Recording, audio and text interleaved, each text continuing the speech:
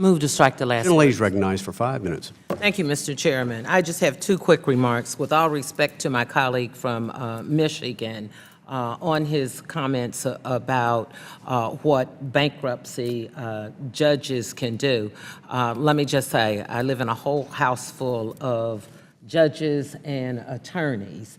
And I think one of the things that was failed to mention is, in my opinion, that judges, when making those decisions, don't have the financial stability of the country in place when they're doing that. And I think that's a major difference. So often in this committee, we talk about our side, the other side, or Democrats and Republicans.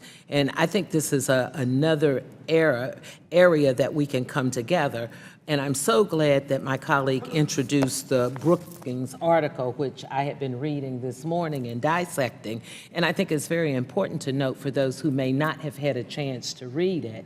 Here is an article from someone who is, I think by both sides of the aisle, would be considered a major expert in the field.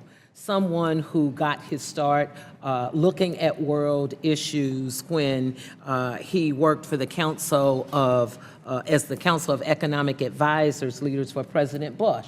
Someone who also worked, as we certainly know, as the chair of the Federal Reserve through the Republican presidential administration and with President Obama, and who has talked with both sides of the aisle in this committee about these issues and others. And I think it's important to quote that he said in his review of repealing Title II to eliminate the OLA would be not only a mistake, but a major mistake, imprudently putting the economy and the financial system at risk.